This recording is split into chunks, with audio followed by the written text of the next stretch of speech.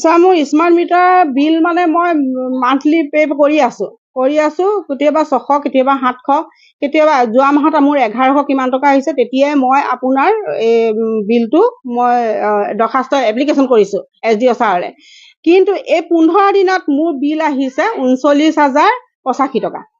এই 15 দিনত 39,085 টকা মই কেনেকৈ ভৰিম? তেতিয়া মই যি স্মাৰ্ট মিটাৰ যি লগাই যাওঁতে যিখন মোৰ ৰিচিপ্ট সেই ৰিচিপ্টখনৰ সৈতে মই এপ্লিকেশ্যন এখন লৈ গ'লোঁ SDO ছাৰৰ ওচৰলৈ। তেওঁলোকে চাই মেলি এডজাষ্ট কৰিছে, তেওঁলোকে কৈছে যে আমি প্লাছ মাইনাছ কৰি দিম। প্লাছ মাইনাছ কৰি তেওঁলোকে 22,800 2 এটা তেওঁলোকে হেৰি কৰিছে, উলিয়াই পেলাই তেওঁলোকে কাটকুট কৰি পেলাই মানে মাইনাছ কৰি পেলাই উলিয়াৰ পাছত তেওঁলোকে মোক কৈছে যে আপোনালোকে এডজাষ্ট কৰিছোঁ আমাৰ ফালৰ পৰা, আপোনালোকে 16,000 টকা এটা পে' কৰিলে হৈ যাব। কিন্তু এই 16,000 15 দিনত আমি কি হিচাপত দিম? তেওঁলোকে হিচাপটো দেখাওক আমাক।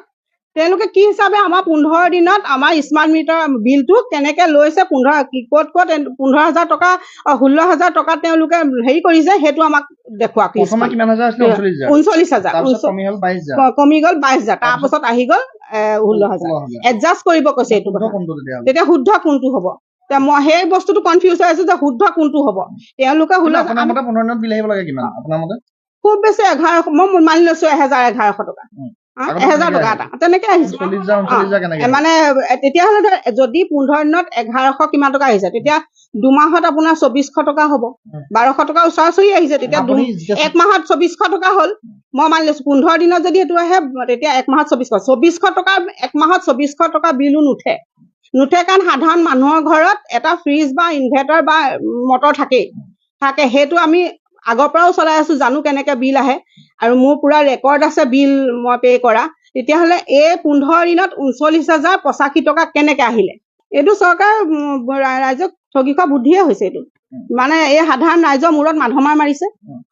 আজি 16,000 টকা মোক তেওঁলোকে এইটো কৈছে যে 1,000 টকা আপোনাক মোক বুজাবলৈ গৈছে, মোক বুজাইছে তেওঁলোকে 1,000 টকা বোলে আপোনালোকে বোলে লাইট জ্বলাইছে, তাৰ ভিতৰত বোলে আমি এডজাষ্ট কৰি 800 টকা বিল পঠিয়াইছো। তেতিয়া 200 টকাটো আপোনালোকে কেলে নপঠিয়ালে? কি মৰমত?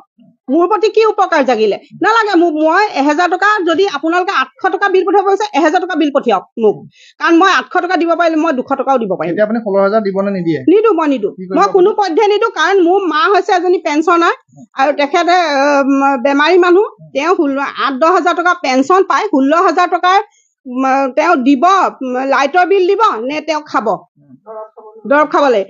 তেতিয়াহ'লে আমি এইটো বস্তু কেতিয়াও মানি নলওঁ। এইটো স্মাৰ্ট মিটাৰ ঠিকে নাই। স্মাৰ্ট মিটাৰ ঠিকে থকা হ'লে আজি ইমানখিনি ৰাইজ ইমান হেৰি নকৰে, স্মাৰ্ট মিটাৰ ভাঙি নিদিয়ে বা স্মাৰ্ট মিটাৰ খুলি নিদিয়ে।